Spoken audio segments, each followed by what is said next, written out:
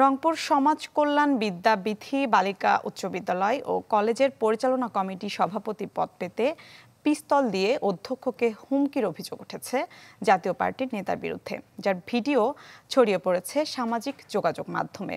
জেলা জুড়ে বইছে সমালোচনার ঝড়।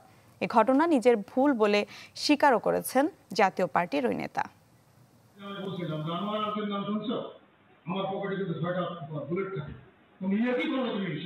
24 ঘন্টার মধ্যে গভর্নিং বডির সভাপতি না করলে অধ্যক্ষকে এমন হুমকি দিচ্ছেন রংপুর জেলা জাতীয় পার্টির আহ্বায়ক আলাউদ্দিন মিয়া, যার ধরা পড়ে সিসিটিভির ক্যামেরায়।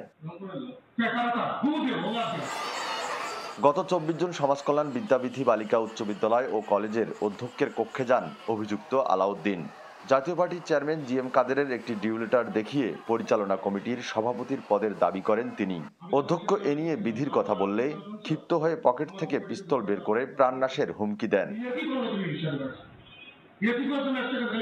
তাই বলেছে, ভাই আমি আপনাকে আহ্বান জানাচ্ছি, আগামীকালকে আমরা দুজনেই ভোটে যাব এবং আমি এই ডিউ লেটারটাকে আমি অবশ্যই সম্মান করি। আমি এটা বাস্তবায়ন করার চেষ্টা করবো যে না, আমি যাব না, তুমি যাও, তুমি এটা করবা। তো এক পর্যায়ে উনি একটু আমার উপর ক্ষিপ্ত হয়ে গেলেন আর কি, যে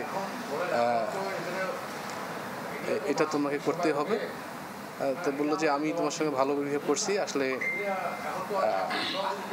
আমার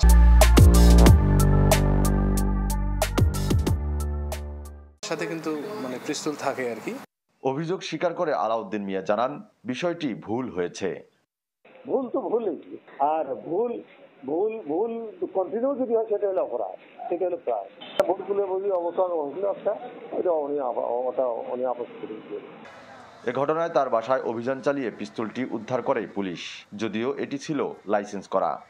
লাইসেন্সের যে শর্ত থাকে সেটি ভঙ্গ করার কারণে আমরা এটা লাইসেন্সকারী কর্তৃপক্ষ যিনি তাকে দিয়েছেন জেলা ম্যাজিস্ট্রেট, বিজ্ঞ জেলা ম্যাজিস্ট্রেট বরাবরে আমরা একটা প্রতিবেদন দেব, যাতে তার এই লাইসেন্সের বিষয়ে ওনারা ব্যবস্থা গ্রহণ করতে। ব্যক্তিগত নিরাপত্তার জন্য অস্ত্র রেখেছেন, তাকে অনেক দায়িত্বশীল আচরণ করতে হবে।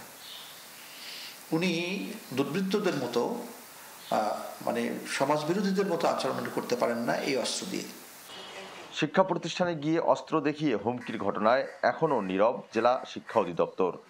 এই ধরনের অপ্রীতিকর ঘটনা সম্পর্কে আমার কাছে কোনো তথ্য নাই এবং আমাকে কোনো কর্তৃপক্ষ থেকে আমাকে অবহিত করা হয়নি এবং প্রতিষ্ঠান প্রধানও আমাকে কখনো অবহিত করেন নাই।